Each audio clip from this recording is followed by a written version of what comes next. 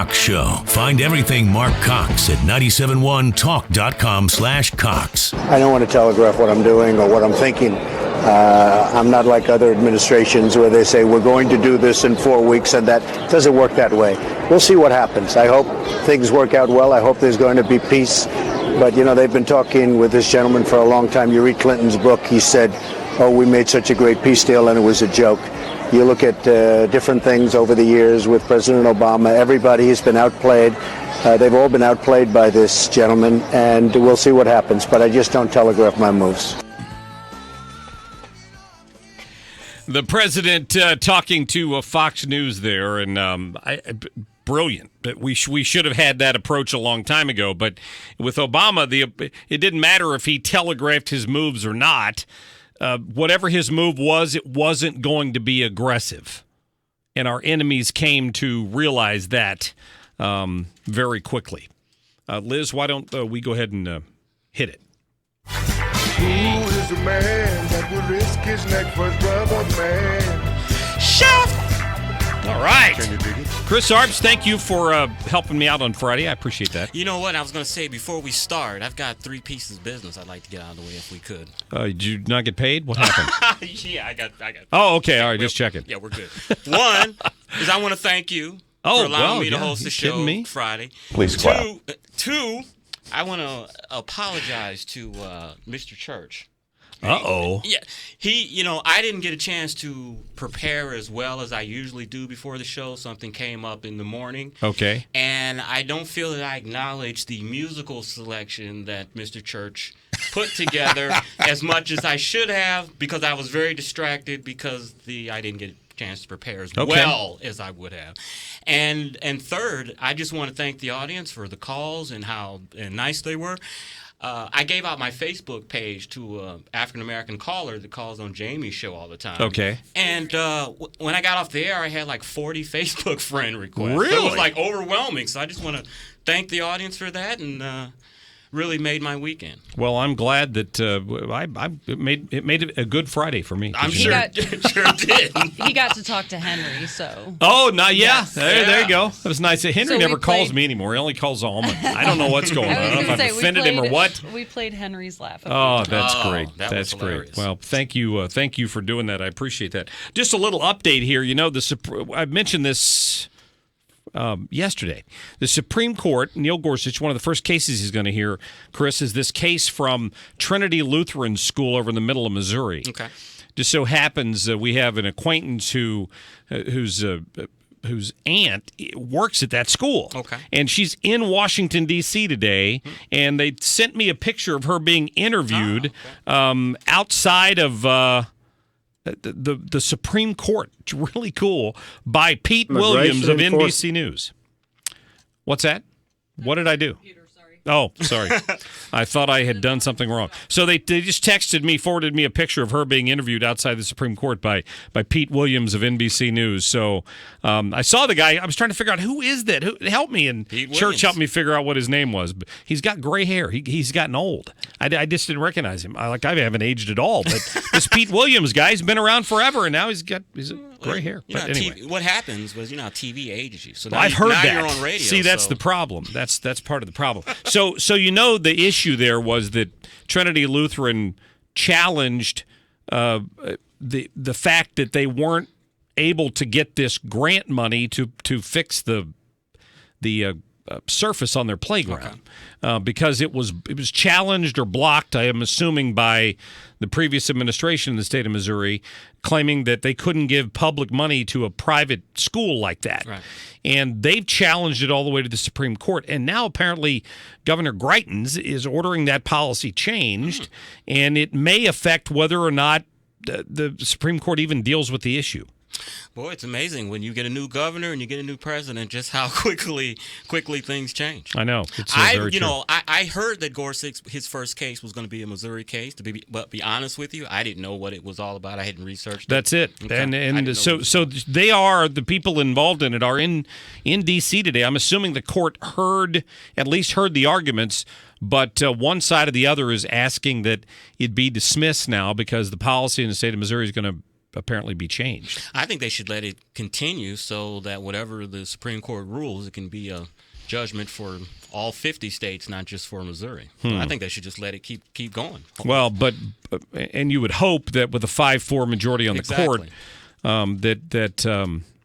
the conservatives would win that one. Yeah. That's not quite what the founders were worried about when they asked about a separation of church and state, right? That's exactly that right. really didn't have anything to do with it, in fact. Happy Tax Day. Yeah, I paid my taxes, had them done about a couple of weeks ago. So just another day. Did you hear the interview we did yesterday with a gentleman from the American Enterprise Institute? He's a professor of economics, and he said that it's ridiculous in this country that it's so difficult to do taxes. And he was talking about the 1040 form and the fact that the instructions for the 1040 form are 106 pages long. Yeah. Right? So his point is that every time they try to get tax reform done, there's a lobby in Washington that represents the tax preparers and the attorneys who fight against those changes because of the amount of money it would cost them if it was simpler to do your taxes. That's maddening. And that's what I was just about to say. Tax reform and changing the tax code makes great campaign promises, and you get a lot of applause at rallies. But the tax code will never be changed because it is a billion-dollar industry for companies, like you said, that prepare taxes, attorneys that prepare taxes, all the stuff that's involved with that. So, it's entrenched. And it goes back also, Mark, when I was coming down, when you were talking about the city of St. Louis and the trash truck. Part of the reason why they won't go to private, because those are jobs in the city trash department. So they don't want to eliminate those jobs and tick off constituents. That's the sole reason. And it goes back to when we were having the school system. The school board, when that was being taken over by that private firm. And that's when I learned that school districts, St. Louis school districts and all that, it was a jobs program, and educating children was second. Because one activist, the main thing she was talking about, well, if we close down the gardening thing and if we close down this, we're gonna lose all these jobs. If you farm out the food service to the cafeteria, that's jobs we're going to be losing. So it's a job thing more than anything. But it's a vicious cycle, right? Oh, yeah. Because I don't agree with it. It always grows. It never gets smaller, and it's just one thing the left doesn't seem to ever really grasp. Well, jobs means votes. Yeah. Oh, exactly. No, I understand that. And for all I know, there's some union that covers that particular role in the city. I don't know if it is or not unionized. I'm sure if they're city employees that they pay into some sort of pension thing. I'm sure they do. For all I know, they've got tenure. Yeah. Can you get tenure in the garbage department? I don't know. Yeah, seniority. Yeah. So maybe they can't get rid of it very easily, but it's bound to cost them a fortune. And you know that $11 a household's not covering the expense. No. At least they collect something. Yeah. But they used to not collect anything, apparently. Speaking of tax day, I got this list of apparently there's some companies giving away freebies today, so to speak, on tax day. Just in case you have that little bad taste in your mouth from having to pay taxes. The only people that really worry about the tax deadline are the people that owe money. Right. If you're getting money back, you filed back in February 1st. But anybody who knows they have to pay, they wait till the last day, and I don't blame them. So just very quickly, and this is according to a CNN script, Cinnabon, right? You can get free Cinnabon bites at Cinnabon stores. Are there those any around here? Do you know? I know there's one at the airport. I always see them when we're traveling. Okay. On the road, on the gas stations. It says here that McDonald's is giving away some freebies today, ranging from coffee to quarter pounders for a discount, depending on the location. So it's not free. From free coffee to quarter pounders for a discount, depending on the location. So, some of those are franchises. Maybe they're not participating. It says here that Firehouse Subs are giving people free medium subs when you buy a medium or large sub.